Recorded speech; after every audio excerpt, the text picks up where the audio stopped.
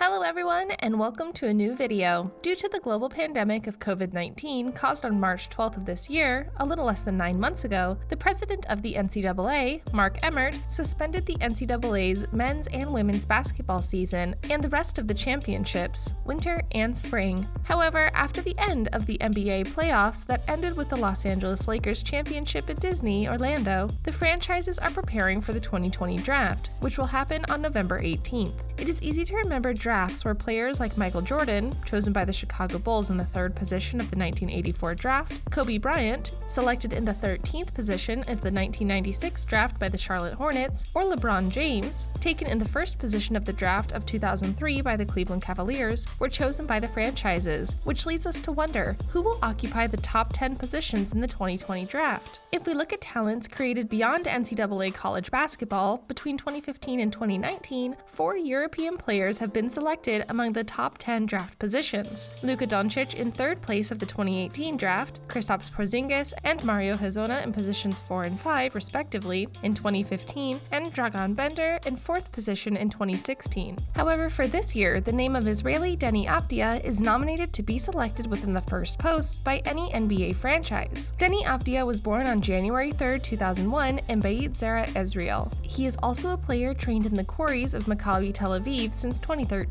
He measures 6'6", weighs 218 pounds, he is right-handed, and plays at the shooting guard or small forward position. Avdija is a proven player in European basketball, as he has already been playing at the highest level for his club for 3 years. In addition, he has an incredible participation in the 2018 and 2019 editions of the Eurobasket U20, in the 2018 editions, where he averaged 12.7 points and 6.4 rebounds, and 2019, 18.4 points, 8.3 rebounds, and 5.3 assists, where he was the MVP despite the age difference. For the local league 2019 to 2020, he had 12.3 points and 5.9 rebounds in the Eurobasket edition. It had a low scoring average with 4 points and 2.6 rebounds. Additionally, Avdija was named MVP of the last Israeli league after averaging 13.5 points, 6.1 rebounds, and 2.6 assists in 27 minutes of play. The Israeli has incredible conditions that have made him stand out in his club and Eurobasket. He excels when he has the ball in his hands and has a versatile game. In the NBA, he can carry the ball in a complementary way and be a generator of offensive game, since he is an incredible assister, as he demonstrated in the Eurobasket 2019 with an average of 5.3 assists per game. He is defined as a team player who involves his teammates in the creation of plays and, above all, who does not usually force bad shots, so offensively he is flawless. As I mentioned, he is an excellent finisher with his left hand and has the ability to penetrate perimeter defenses with his movements. Although he creates very little play with his unskilled hand, a defense that forces him to play with his left hand, without a doubt, would compromise the offensive game of Avdija and his team. Beyond the fluidity of his game, he is a fast player and attacks effectively in the transition from attack to defense that his team makes. In attack, Avdija has a great ability to dump the ball with his non-dominant hand, the left, and has a 65% scoring average on mid-range shots in the 2019 to 2020 season with his club.